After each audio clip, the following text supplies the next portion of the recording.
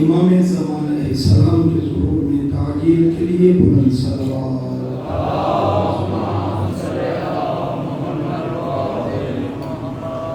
ماشاءاللہ لا حول ولا قوة الا باللہ العلی العظیم۔ رب اشرح لي صدری ویسر لي امری واحلل عقدۃ من لسانی یفقهوا قولی۔ اعوذ باللہ من الشیطان اللعین الرجیم۔ بسم اللہ الرحمن الرحیم۔ الحمد للہ رب العالمین، والصلاة والسلام علی اشرف الانبیاء والمرسلین، سیدنا و نبینا و شفیع ذنوبنا و طبیب قلوبنا و مولانا ابی القاسم محمد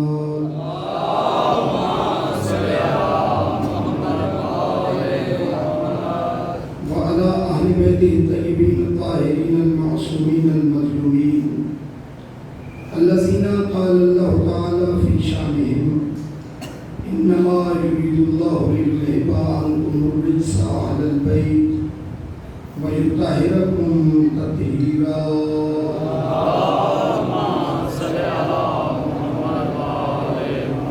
ورحمة الله على أحبابهم وأصحابهم وشيعتهم ومحبيهم ومواليهم أجمعين، ولعنة الله على أعدائهم وقاتليهم وظالميهم ملعونين من يوم ظلمهم إلى أبد الآبدين۔ أما بعد، فقد قال الله تبارك وتعالى في كتابه المبين وكتابه المتين، بسم الله الرحمن الرحيم، وجعلناهم أئمة يهدون بأمرنا وأوحينا إليهم فعل الخيرات وإقام الصلاة وإيتاء الزكاة وكانوا لنا عابدين۔ صلوات بن محمد۔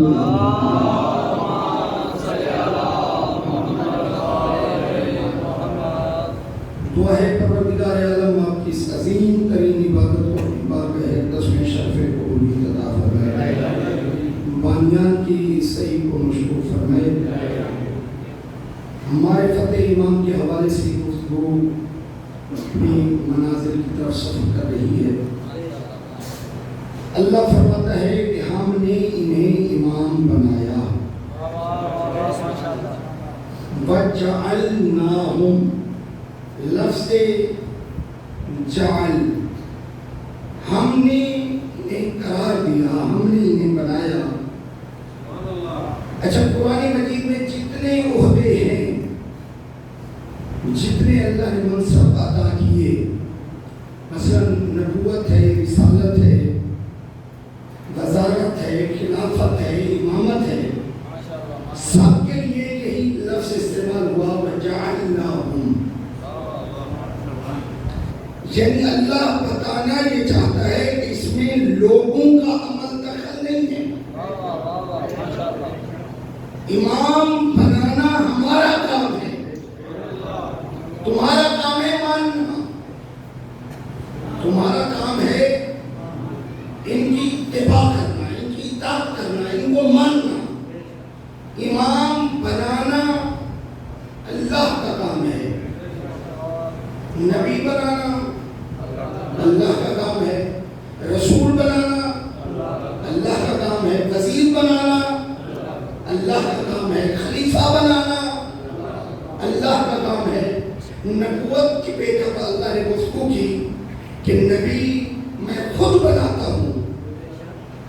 حضرت مریم سلام اللہ علیہ جب حضرت عیسیٰ کو اپنے ہاتھوں پہ لے کے آئیں اور قوم نے تہمت لگے، کیا کہا کہ اے مریم، نہ تیری ماں ایسی تھی، نہ تیرا باپ ایسا تھا، یہ شادی کے بغیر بچہ کہاں سے آ گیا؟ اللہ نے فرمایا مریم گھبراؤ نہیں، یہ سارا انتظام میں کر دوں گا۔ توجہ رہے تم لوگ، سارے کا سارا انتظام میں خالق نے کرنا ہے، گھبراؤ نہیں۔ اچھا، قوم نے تہمت کیوں لگائی؟ حضرت مریم پہ تہمت کیوں لگائی؟ اس لیے کہ معرفت نہیں تھی، مریم کی معرفت نہیں رکھتے تھے، اس لیے فوراً جلد بازی میں تہمت لگا دی۔ اچھا اللہ نے کیا انتظام کیا؟ اللہ نے فرمایا گھبراؤ نہیں، دیکھو اس سے پہلے میں نے تمہارے لیے کیا کیا انتظام کیا ہے کہ صحرا میں پانی کا چشمہ پیدا کر دیا، سوکھی کھجور پہ درخت پہ بے موسم پھل لگا دیا۔ تم جاؤ جا کر اس کھجور کے تنے کو ہلاؤ، اس پودے کو ہلاؤ، اس درخت کو ہلاؤ۔ پروردگار، کھجور کا تنا تو بہت سخت ہوتا ہے، بہت طاقتور ہوتا ہے، یہ تو پہلوانوں کے ہلنے سے بھی نہیں ہلتا۔ جب تم نے پانی کا چشمہ پیدا کر دیا، بے موسم پھل پیدا کر دیا، تو ہلانے کے بغیر گرا دے۔ توجہ رہے کہ تلوار پر ان کے لیے میرے خیال میں خصوصی نکتہ ہے، بغیر ہلانے کے گرا دے۔ مریم ہلانے کی سہمتی نہ کریں۔ اللہ فرمائے گا نہیں، میں نے یہ نہیں کہا کہ پودے کا ہلنا لازمی ہے، میں یہ کہہ رہا ہوں کہ مریم جاؤ ہلاؤ اس کو، کھجور کا درخت ہلے یا نہ ہلے تم جا کر ہلاؤ۔ یعنی اللہ مسئلہ رزق کو واضح کر رہا ہے کہ اگر رزق حاصل کرنا چاہتے ہو تو کنوار میں اپنے گھروں میں ہاتھ رکھ کے بیٹھ نہ جاؤ، تھوڑی سی حرکت کرو۔ نعرہ تکبیر، اللہ اکبر، نعرہ رسالت، یا رسول اللہ، کل ایمان، نعرہ حیدری، یا حیدری، آواز بلند در صلوات، تھوڑی سی حرکت کرو۔ برکت ڈالنا مجھلا کا کام ہے، اور میں مریم سے کہہ رہا ہوں جاؤ اس کو ہلاؤ۔ اور حضرت مریم نے جا کر جب اس پہ ہاتھ رکھا تو ہلنا تو نہیں، لیکن کھجوریں گریں، کھجوریں گریں، دیکھیں۔ اور پھر فرمایا گھبراؤ نہیں۔ حضرت مریم کا بڑا ایک جملہ ہے، فرماتی ہے کاش میں مر گئی ہوتی۔ اچھا اس سے مراد کیا ہے؟ یہ نہیں ہے کہ اللہ کی رضا پہ راضی نہیں، یہ نہیں ہے کہ اللہ کے امر پہ راضی نہیں بی بی، بلکہ اس کا مطلب یہ ہے کہ میرے لیے مرنا آسان تھا، یہ بچے کو اپنے ہاتھوں پہ لے کے جانا اس قوم کے سامنے مشکل ہے۔ اللہ نے فرمایا نہیں گھبراؤ نہیں، آپ جاؤ بچے کو لے کر جاؤ اور خاموش رہو، وہ کوئی سوال کرے تو بچے کی طرف اشارہ کر دو۔ اب جہاں پہ توجہ ہوگی تو بات سمجھ میں آئے گی۔ لوگوں نے کیا کہا، نہ آپ کا باپ ایسا تھا نہ آپ کی ماں ایسی تھی، یہ بچہ کہاں سے نہیں ہو؟ شادی کے بغیر حضرت مریم چپ ہے، اشارہ کیا بچے کی طرف۔ اچھا یہ بولنا کس کی مجبوری تھی؟ بولنا کس کی مجبوری تھی؟ ان قوم والوں کی یا اس بچے کی؟ بچے کی مجبوری تھی نا بابا، کہ تازہ پیدا شدہ بچہ کیسے بولے گا؟ اب قوم والوں کو کیا کہنا چاہیے تھا کہ یہ بچہ ہم سے کیسے کلام کرے گا؟ یہ نہیں کہا انہوں نے کہا کہ ہم اس بچے سے کیسے کلام کریں گے۔ اس لفظ سے ہم پہ توجہ چاہتا ہوں، انہوں نے کہا ہم اس بچے سے کیسے کلام کریں گے۔ بولنا مجبوری بچے کی ہے، یہ نہیں کہہ رہے کہ ہمارا یہ جواب کیسے دے گا یا یہ بچہ ہم سے کیسے کلام کرے گا۔ بڑا عظیم ایک مفسر قرآن ہے، انہوں نے اپنی تفسیر میں لکھا کہ دیکھیں یہ کہہ رہے ہیں کہ ہم اس بچے سے کیسے کلام کریں گے، تو اللہ نے واضح کر دیا کہ جب کوئی قوم یا قبیلہ حجت خدا کے مقابلے میں آتا ہے تو اللہ اس کی عقل پہ تالے لگا دیتا ہے۔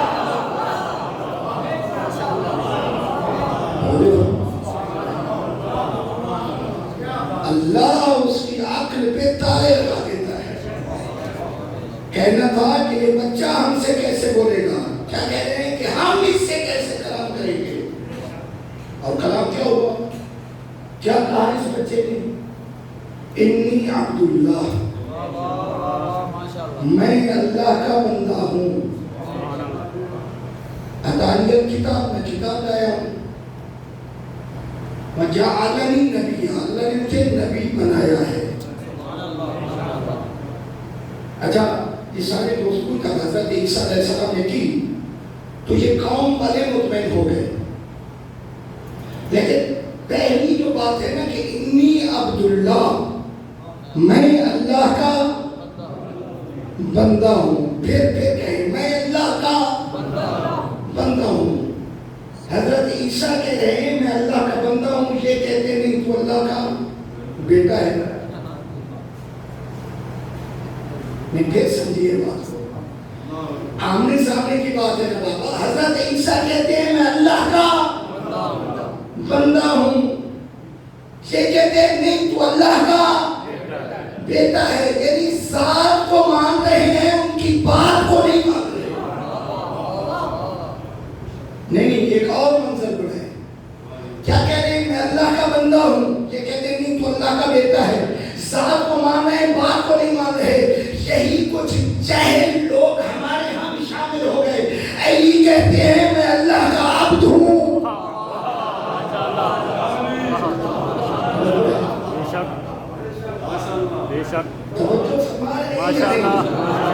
علی کہتے ہیں میری عزت کے لیے یہ کافی ہے کہ میں اللہ کا بندہ ہوں، جاہل کہتے ہیں نہیں علی رب ہے، علی کہتے ہیں میں اللہ کا عبد ہوں، میری عزت کے لیے یہ کافی ہے۔ اور میں تو کہا کرتا ہوں یہ عبد ہونا تیرے اور میرے لیے عزت نہیں، بلکہ اس کے لیے بھی عزت ہے جس کو اس خالق نے خود علی بنایا ہے۔ میری عزت کے لیے یہ کافی ہے میں اللہ کا عبد ہوں، اور میرے فخر کے لیے یہ کافی ہے کہ وہ میرا رب ہے۔ اچھا جب مولا علی کا وہ رب ہے، ہمارا کون ہے رب؟ نہیں یاد رکھیے گا کہ علی زبان پہ لانا کافی نہیں ہے جب تک علی کو اپنے کردار میں نہیں اتارو گے، جب تک علی کو اپنے کردار میں نہیں اتارو گے یہ زبانی علی کرنا کافی نہیں، آپ کے کردار سے علی کے کردار کی جھلک نظر ہے۔ کیا کہا کہ انی عبداللہ، میں اللہ کا بندہ ہوں، اور آج تک یہ صحیح نہیں مان رہے، وہ کہتے ہیں نہیں وہ تو اللہ کا بیٹا ہے۔ اچھا گواہی پیش کرنی تھی حضرت مریم کی عفت پہ، کس کی عفت پہ؟ حضرت مریم سلام اللہ علیہا کی عفت پہ گواہی پیش کرنی تھی۔ حضرت عیسیٰ علیہ السلام نے ساری باتیں اپنے بارے میں کی اور قوم بھی خاموش ہو گئی، مطمئن ہو گئے۔ کیوں؟ اس لیے کہ جتنے بھی جاہل تھے اتنا جانتے تھے کہ جس گود میں رسول پلا کرتے ہیں اس کے ایمان پہ شک نہیں کیا جاتا۔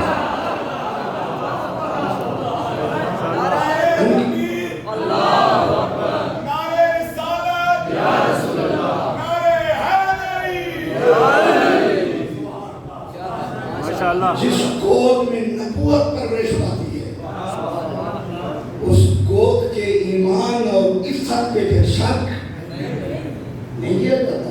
اتنا جانتے تھے۔ میرے محترم آؤ ذرا دیکھو، وَجَعَلْنَاهُمْ أَئِمَّةً يَهْدُونَ بِأَمْرِنَا، ہم نے امام بنایا، ہم نے ان کو امام قرار دیا۔ یہ منصب امامت اللہ دیتا ہے، جب اللہ دیتا ہے تو پھر کوئی آدمی کوئی انسان یہ امامت ان سے چھین نہیں سکتا۔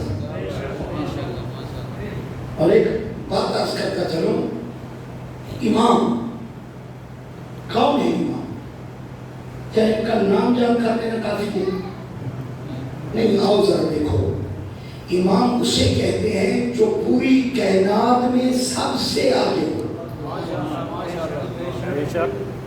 امام کون ہوتا ہے؟ جو پوری کائنات میں سب سے آگے ہو. بس ایک واقعہ نقل کر کے گفتگو کو آگے بڑھاؤں، کیونکہ جتنے آج کے معروضات ہیں وہ میں نے پیش تو کرنے ہیں. حضرت مالک اشتر ایک جنگ میں آتے ہیں، آ کے عرض کرتے ہیں مولا آج تو آپ نے اور میں نے برابر کھاتے کیے. میں نے عرض کیا تھا کہ امام ہر صفت کمال میں کائنات سے آگے ہوتا ہے. پھر سمجھیے، امام ہر صفت کمال میں پوری کائنات سے آگے ہوتا ہے، کائنات پیچھے ہے. مالک اشتر نے آ کے عرض کیا مولا آج تو آپ نے اور میں نے برابر کھاتے کیے ہیں. امام نے فرمایا مالک تیرے اور میرے قتل کرنے کے زمین و آسمان کا فرق ہے. اچھا خدا نے خاصہ مالک اشتر کوئی برابری کا نہیں سوچ رہے، اس لیے کہ بہت معرفت رکھتے ہیں امام کی، برابری کا نہیں سوچ رہے. ویسے آ کر بتا رہے کہ آج میں نے بھی اتنے قتل کیے، مثلا 70 اور آپ نے بھی 70. امام نے فرمایا مالک مسئلہ یہ ہے کہ تیرے سامنے جو بھی آتا ہے تو اس کو قتل کر دیتا ہے. مالک نے کہا مولا میدان جنگ میں اور کرنا کیا ہے؟ میدان جنگ میں کیا کرنا ہوتا ہے؟ جو بھی سامنے ہے اس کو قتل کر دو یا شہید ہو جاؤ، ایک ہی تو کام ہوتا ہے. امام نے فرمایا نہیں، اصل مسئلہ یہ ہے کہ تیرے سامنے جو بھی آتا ہے تو اس کو قتل کر دیتا ہے. میری ذوالفقار کے سامنے جو آتا ہے میں اس وقت تک ذوالفقار نہیں چلاتا جب تک اس کی نسلوں کو پہنا دوں.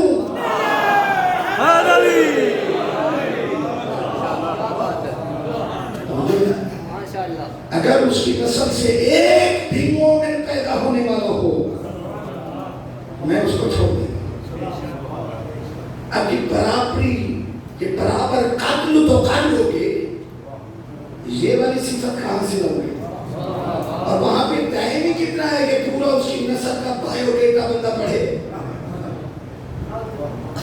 وہاں ٹائم کتنا ہے؟ یہی تو ہے کہ تلوار ہاتھ کو اوپر کیا اور نیچے آئی.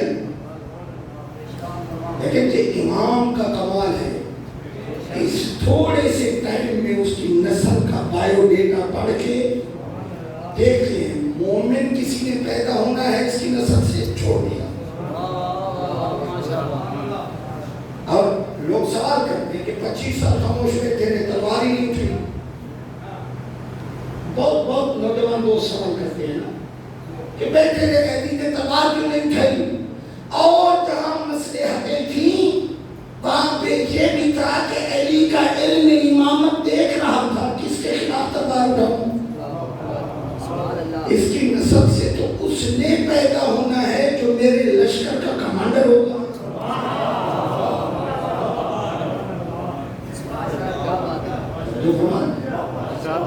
کس کے خلاف تلوار اٹھائے؟ اور ذرا دیکھو امام کون ہوتا ہے. ہم تقریباً دن میں 10 مرتبہ تو کہتے ہیں اہدنا الصراط المستقیم کہتے ہیں نا.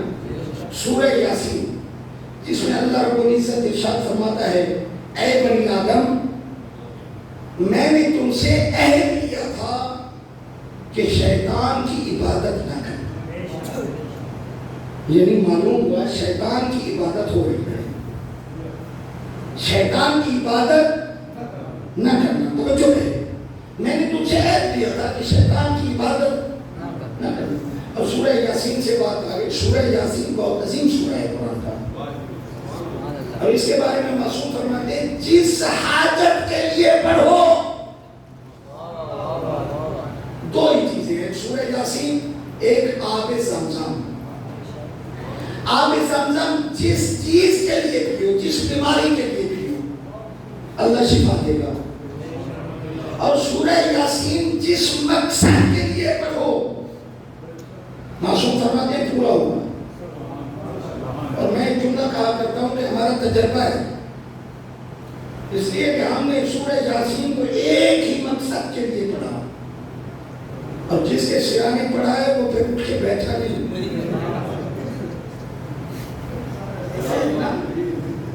اگر معاشرے میں کوئی کہے جی قبلہ کو بنائے سورہ یاسین پڑھے، آپ کے ذہن میں کیا آتا ہے؟ اِنَّ لِلَّهِ وَإِنَّا إِلَيْهِ رَاجِعُونَ۔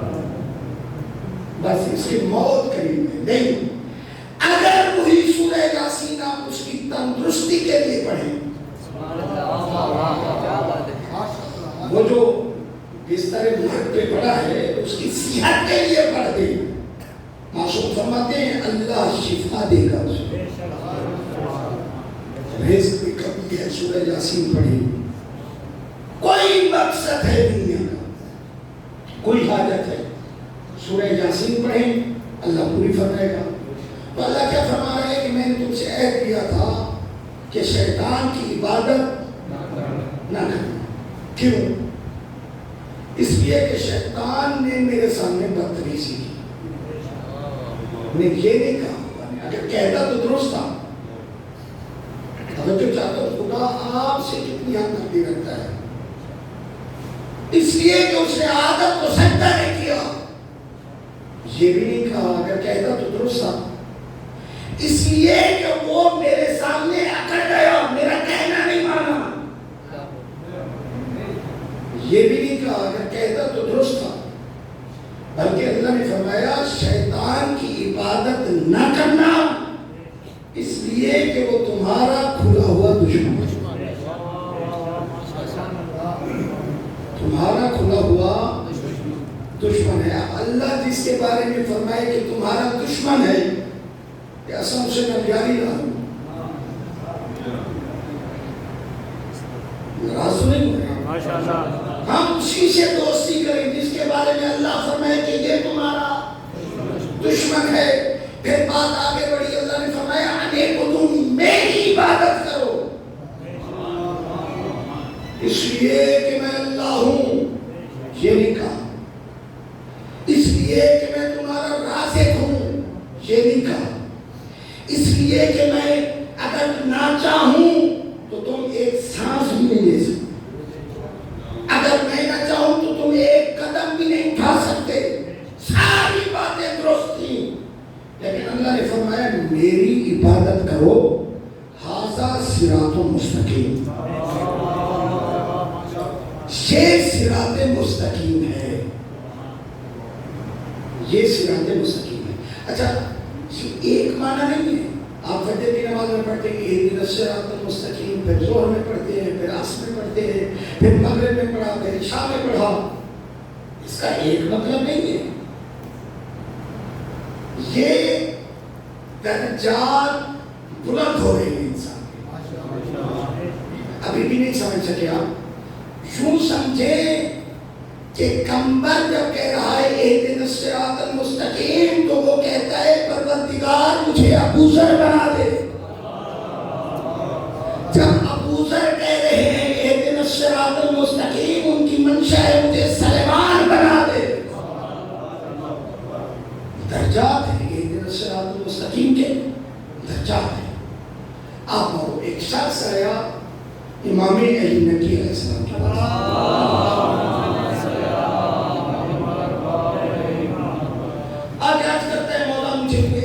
زیارت تعلیم فرمائیں کہ میں جس معصوم کی قبر پہ جاؤں وہ زیارت پڑھ دوں، کافی ہو۔ امام نے اس شخص کی اس طرف کو دیکھا، اس کی اس محبت کو دیکھا، اس کی معرفت کو دیکھا، تو امام نے اس کو زیارت تعلیم دی، زیارت جامعہ۔ یہ جو حضرات پڑھتے ہیں اس کے بارے میں جانتے ہیں، اس نے چنا ہے۔ امام نے جو اس کو تعلیم دیا، امام نے فرمایا انتم الصراط الاقوام۔ بات سمجھ آ رہی ہے؟ صراط مستقیم کیا ہے، کون ہے؟ معرفت امام۔ امام نے اس شخص سے فرمایا کہ اہل بیت محمد صراط مستقیم ہیں۔ امام صراط مستقیم ہے۔ اب اگر کوئی کہے کہ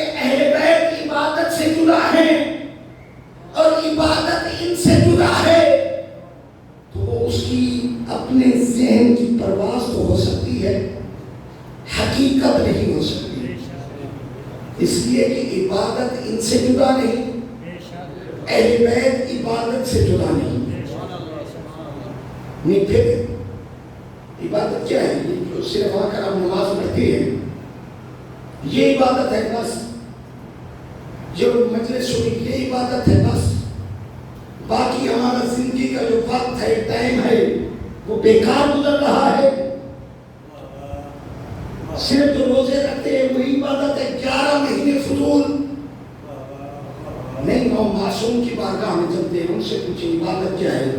معصوم فرماتے ہیں جس طرح مصلی عبادت پہ آ کر نماز کے لیے کھڑا ہونا عبادت ہے، اسی طرح اپنے گھر سے نکل کر اپنے اہل و عیال کے لیے رزق حلال کمانا عبادت ہے۔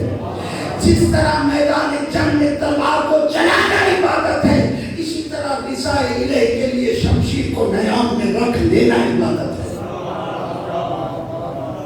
جس طرح تخت پہ بیٹھ کر حکومت کرنا عبادت ہے، اسی طرح 25 سال گھر میں خاموش بیٹھ کر یہ بھی عبادت ہے۔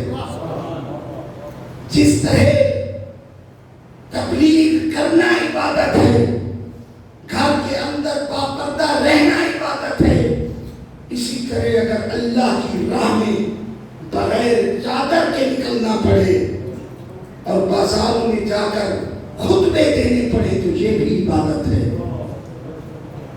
میرے محترم آؤ ذرا ہمیں ایسی ہستی کو تلاش کرنا ہوگا کہ جس کی زندگی میں ایک لمحہ بھی عبادت سے خالی نہ ہو۔ کوئی ایسا نمونہ چاہیے ہمیں کہ جس کی پوری زندگی عبادت ہو، ایک لمحہ بھی عبادت سے خالی نہ ہو۔ وہ کون ہے؟ بس وہ وہی ہے کہ جو سارے کا سارا سراپا صرف عبادت نہیں بلکہ اس کو دیکھو تو عبادت تمہاری ہوگی، اس کا ذکر کرو تو عبادت تم کر رہے ہو، اس کی محبت دل میں رکھو تو عبادت تم کر رہے ہو۔ اور میں اس کی جو دلیل پیش کرنے لگا ہوں، حضرت عائشہ کی روایت ہے، فرماتی ہے کہ میرے گھر میں مولا علی بیٹھے تھے، میرے بابا تشریف لائے، ان نے آ کر مجھ سے کلام کرنا شروع کیا، گفتگو مجھ سے کر رہے ہیں، دیکھتے علی کی طرف ہے، کہتی ہے میں برداشت نہ کر سکی، میں نے کہا بابا آپ مجھے اگنور کر رہے ہیں، باتیں مجھ سے کرتے ہیں، دیکھتے ادھر ہیں۔ تو میرے بابا نے کہا عائشہ چپ کرو، ابھی رسول سے سن کے آ رہا ہوں کہ علی کے چہرے کی زیارت کرنا عبادت خدا ہے۔ ایک وقت میں 2 کام کر رہا ہوں، ادھر گفتگو کر کے بیٹی کو راضی کر رہا ہوں، ادھر علی کی زیارت کر کے خدا کو راضی کر رہا ہوں۔ نعرہ تکبیر، اللہ اکبر، نعرہ رسالت، یا رسول اللہ، سلیمان یکزبان، نعرہ حیدری، یا علی، آواز بلند تر صلوات، اللہم صلی اللہ علیہ وسلم۔ محترم یاد رکھیے گا کہ یہ پورے کا پورا سراپا عبادت ہے، ایک لمحہ بھی ان کا زندگی میں عبادت کے بغیر نہیں گزرا۔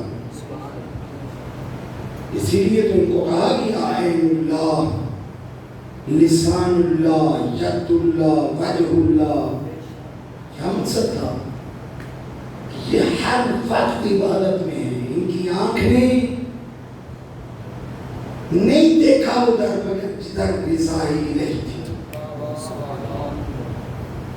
اور یہ جو آگے ہے نا امام، یہ جہاد کے اعتبار سے آگے نہیں ہے، بس آخری بات جہاد کے اعتبار سے آگے نہیں ہے بلکہ تکویناً آگے ہے۔ تکوین یہ تھوڑی سی مشکل بات آ گئی، تشریح اور تکوین۔ مثلا اللہ نے ہمیں حکم دیا کہ نامحرم کو نہ دیکھو، اور ہم کبھی کبھی دیکھ لیتے ہیں، یہ کیا ہے؟ تشریح ہے، حکم شرعی ہے۔ تکوین کیا ہوتا ہے کہ اللہ نے یہ آنکھ بنا دی کہ آنکھ سے تم نے دیکھنا ہے، کان سے تم نے سننا ہے، ناک سے سننا ہے۔ اب یہ تکوین ہے، یہ نہیں ہو سکتا کہ ہم کہیں ہم ایک دن آنکھ سے دیکھیں گے ایک دن کان سے دیکھیں گے، نہیں، اللہ نے تکویناً بنا دیا کہ آنکھ سے دیکھنا ہے بس۔ یا کیوں مثال دوں، یہ جو آپ نے ممبر لگایا ہوا ہے یہ تشریح ہے، آپ ادھر لگائے کار اٹھا کے وہاں رکھیں، پرسوں اٹھا کے ادھر رکھ دیں، لیکن یہ جو مائک ہے مائک یہ تکوین ہے، یعنی ایسا نہیں ہے کہ آج میں اس مائک پہ بول رہا ہوں کل اس مائک کو ہٹا دو کوئی اور چیز نہ دو، نہیں، تکویناً بولنے کے لیے بنا ہے۔ بالکل اسی طرح معصوم نے فرمایا، بلکہ مصطفیٰ و مرتضیٰ کے درمیان یہ کلام ہے۔ رسول فرماتے ہیں یا علی ثلاثم من مکارم الاخلاق، تین چیزیں اپنے اخلاق میں شامل کر لو۔ تاسم من قطعت، جو تم سے قطع رحمی کرے تم اس سے صلہ رحمی کرو۔ توتی من حرم، جو تمہیں محروم کرے تم اس کو عطا کرو۔ تعفو من ظلم، جو تم پر ظلم کرے تم اس کو معاف کرو۔ اب ایک اور حدیث میں آیا کہ جو صلہ رحمی کرتا ہے اس کی 30 سال عمر بڑھ جاتی ہے، 30 سال عمر بڑھ جاتی ہے۔ اب اس کے لیے معصوم نے فرمایا کہ تکویناً ہے عمر کا بڑھنا، یہ نہیں ہے کہ میں نے صلہ رحمی کی اور میری عمر بڑھ گئی، کسی اور نے کی اس کی عمر نہ بڑھی، نہیں، معصوم فرماتے ہیں تکویناً ہے، جو بھی صلہ رحمی کرے گا اللہ نے رکھ دیا ہے تکویناً کہ اس کی 30 سال عمر بڑھے گی۔ یہ کہتے ہیں تشریح نہیں ہے، تکوینی ہے۔ اسی لیے میں محترم محض کر رہا ہوں کہ بڑا اکثر ہم کہتے ہیں کہ میرا دل یہ کہتا ہے، 14 کے دلوں کے علاوہ کوئی 15واں دل ایسا ہے ہی نہیں جس کی خدا مانے۔ کہ میرا دل کہتا ہے اور اس کا دل کہتا ہے اور اس کا دل کہتا ہے، یہ 14 دل ہیں، 14 کے علاوہ کوئی 15واں بنا ہی نہیں، اور 14 کے دلوں پہ بھی پہرا لگا ہوا ہے، کس کا؟ ما تشاءون الا ان یشاء اللہ، ان کی مشیت وہی ہوتی ہے جو اللہ کی مرضی ہوتی ہے۔ بابا زیب نظر صلوات اللہم صلی یہ ہم کہاں سے نکال کے لے آئے؟ میرا عقیدہ یہ ہے، بہت سارے میں سن رہا ہوں آئیں گے چلا میرا عقیدہ یہ ہے کہ یہ تو نازل ہوتے ہیں، میرا عقیدہ یہ ہے کہ ایسی تو رب ہے نعوذ باللہ۔ تیرا عقیدہ کہاں سے آیا؟ عقیدے خدا بناتا ہے، یہ تیرے اور میرے عقیدے کی بات نہیں ہے، عقیدہ ایک ہی ہے جس کو اللہ نے بنایا، جبریل امین لے کے آیا، مصطفیٰ نے پہنچایا اور امام نے بچایا۔ تو کون ہوتا ہے عقیدوں کی بات کرنے والا؟ عقیدے اللہ بناتا ہے، اللہ کا کام ہے عقیدے بنانا، اللہ کا کام ہے شریعت بنانا، اللہ کا کام ہے دین بنانا، حتیٰ کہ کوئی رسول بھی شریعت میں تبدیلی نہیں کر سکتا، کوئی نبی بھی دین میں تبدیلی نہیں کر سکتا، اپنی اپنی ڈیوٹی لگے اللہ نے فرمایا کہ دین شریعت یہ عقیدہ بنانا میرا کام ہے، مجھ سے لے کر مصطفیٰ کے پاس پہنچانا جبریل کا کام ہے، انسانوں تک پہنچانا مصطفیٰ کا کام ہے، اور اگر کبھی وہ دین مشکل میں آ گئے اس دین کو مسخ کرنے کی کوشش کی جائے تو پھر اس کو بچانا امام کا کام ہے. معرفت امام کا کام ہے اس کو بچانا. اور یہی وجہ ہے میں کہا کرتا ہوں کہ اس دین کو مذاق نہ بناؤ. اس میں اپنی طرف سے اپنی مرضیاں شامل کرنے کی کوشش نہ کرو. کیوں؟ اس لیے کہ اس دین کو بچانے کے لیے علی اکبر کی جوانی لگی ہے. اس دین کو بچانے کے لیے جناب علی اصغر کا بچپنا قربان ہوا ہے. اس دین کو بچانے کے لیے جو سب سے بڑی قربانی ہے علی کی بیٹیوں کا پردہ لگا ہے. آج پتہ نہیں ہم کیا وہ دین کے ساتھ مذاق کرنا شروع کر دیتے ہیں. نہیں میرے دوست، آؤ ذرا دیکھو کیا مقصد تھا امام کا کہ میں اصلاح امت کے لیے جا رہا ہوں. جو امام کا مقصد تھا کربلا میں، وہی مقصد ہے ہماری مجالس کا. ہم کیوں نہیں سمجھتے ان باتوں کو؟ آؤ ذرا دیکھو کہ ہم کتنے بے دھڑک ہو جاتے ہیں. احتیاط سے بات کیا کرو. ہو سکتا ہے ہمارے منہ سے نکلی ہوئی بات ان کی توہین کا باعث بن رہی ہو. ہمارے شعور میں نہیں ہوتا کہ ہم کہاں سے کہاں نکل جاتے ہیں. نہیں، آؤ ذرا دیکھو، حضرت غور سے سیکھو. جب امام کے گھوڑے کی لجام میں ہاتھ ڈالا، امام نے فرمایا تیری یہ جرات، تیری ماں تیرے ماتم میں بیٹھے. اور جواب میں کہہ سکتا تھا نہیں کہہ سکتا تھا؟ کہہ سکتا تھا. یعنی کیا جملہ کہا آپ نے؟ مولا آپ نے تو میری ماں کا نام لے لیا، لیکن میں بغیر وضو کے رسول کی بیٹی کا نام بھی نہیں لے سکتا. یہاں پہ علماء نے لکھا ہے کہ کون سی اور کی نیکی تھی جو اس کو جہنم کے کنارے سے جنت کی طرف لے کے آئی. متفق علیہ فیصلہ علماء کا، محققین کا، وہ فرماتے ہیں یہ احترام سیدہ تھا. جو رسول کی بیٹی کا اس نے احترام کیا ہے نا، کہا ہے کہ وضو کے بغیر نام نہیں لے سکتا.